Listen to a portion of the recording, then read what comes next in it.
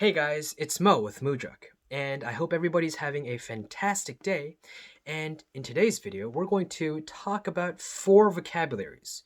And what are these four words? On our list, we have confine, we have ordeal, detention, and last but not least, testimony.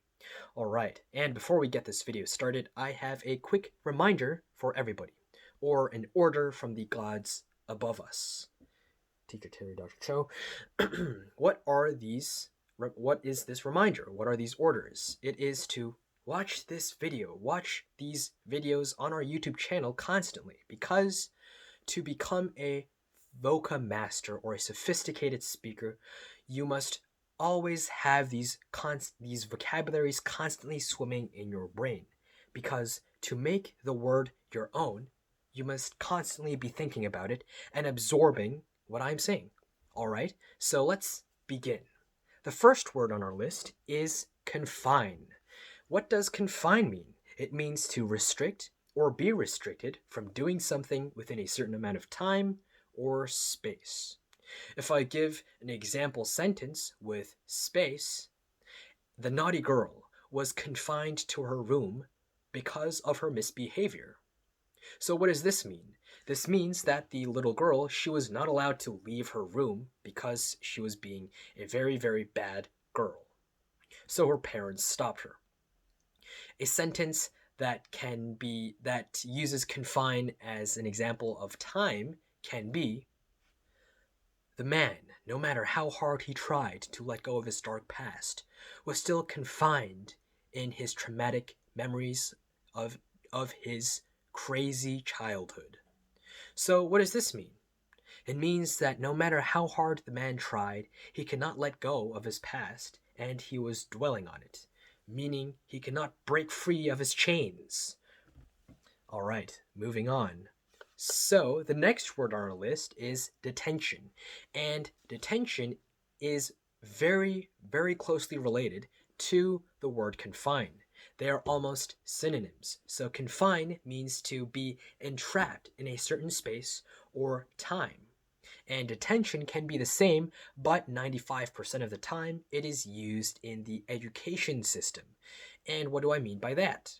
Detention is often for bad students or for kids who get into trouble, and what the teachers do is they make them stay after school.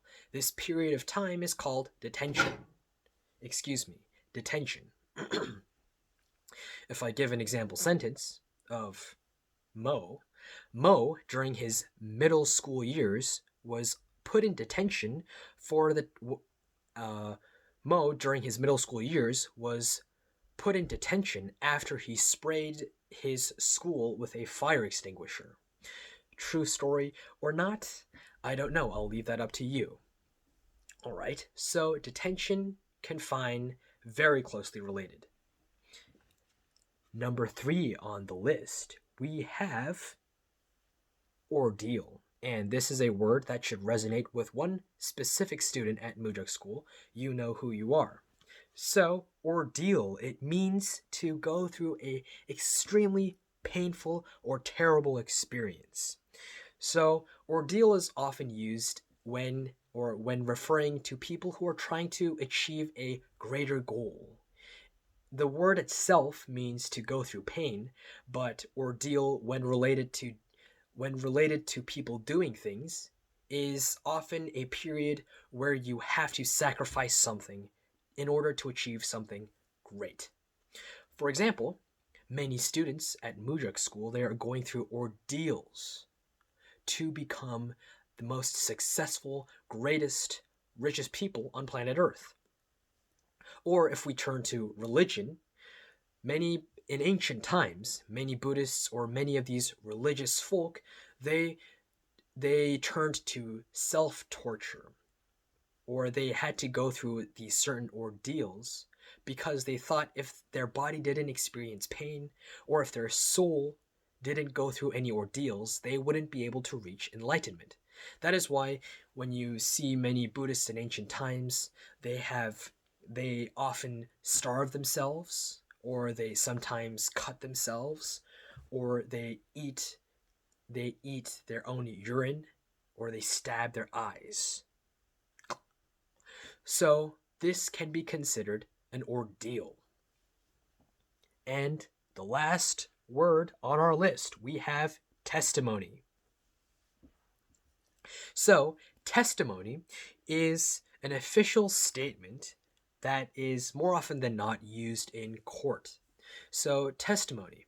When you watch a drama, let's say, in a courtroom or a real life courtroom videotape, there is often a witness or a person who claims to be at the scene of the crime who stands up and gives an oath saying that he or she will say nothing but the truth and gives her version of what happened during the crime. And this can be considered as a testimony.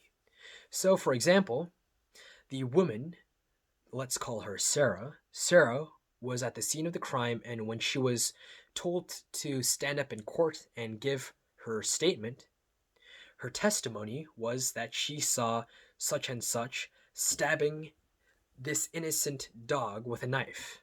So that can be a testimony. So, a brief recap. We have 4 vocabularies: confine, ordeal, detention, and testimony. So I hope you all review these words, try and let them sink in, let your brain absorb them while you're on the toilet. Don't play video games, watch this video, and remember, confine means to restrict or be restricted from doing something, space, time. Detention is closely related, but oftentimes used in the education system. Ordeal is painful experiences, terrible experiences, often for a greater goal. And last but not least, we have testimony, which is an official statement that is used in court. All right, so that's a wrap for our video, and tune in next time for more content.